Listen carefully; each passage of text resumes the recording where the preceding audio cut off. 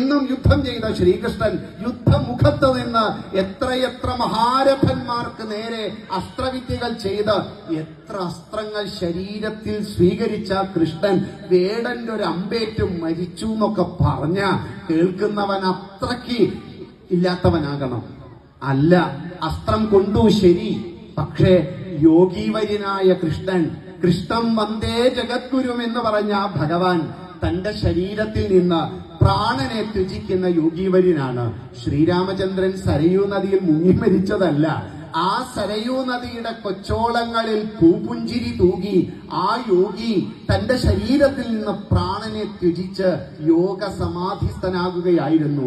ഈ യോഗ സമാധിയാണ് ശ്രീകൃഷ്ണന്റേത്. ഈ യോഗ സമാധിയാണ് അയ്യപ്പൻ ചെയ്തു എന്ന് നാം പറയുന്നത്. ഈ യോഗീശ്വരന്മാരെ വേണ്ട വിധത്തിൽ മനസ്സിലാക്കാതെ ബാലരമയില കഥയും കൊണ്ട് വേടന്റെ അമ്പ് കൊണ്ട് കൃഷ്ണൻ ചത്തു എന്നൊക്കെ പറഞ്ഞ ഈശ്വരന് വല്ല ബലമുണ്ടോ? നമ്മുടെ യോഗീവര്യനായ കൃഷ്ണൻ മരിച്ചത് സ്വയം സമാധിയാണ്. കാരണം ശരീരം ജരബാധിച്ചു. ഒരു സമയത്ത് 20 മിനിറ്റ് മാറ്റിവെക്കൂ, ലളിതാംബിക ദേവിയെ ഭജിക്കൂ. അല്ല, 10 മിനിറ്റേ ഉള്ളൂ. ദേവി മഹാത്മ്യത്തിൽ 11-ാം അധ്യായം നാരായണി സ്തുതിയാണ്. ഉജ്ജ്വലമായൊരു കവചമാണ്. ഒന്നും സംഭവിക്കില്ല ജീവിതത്തിൽ.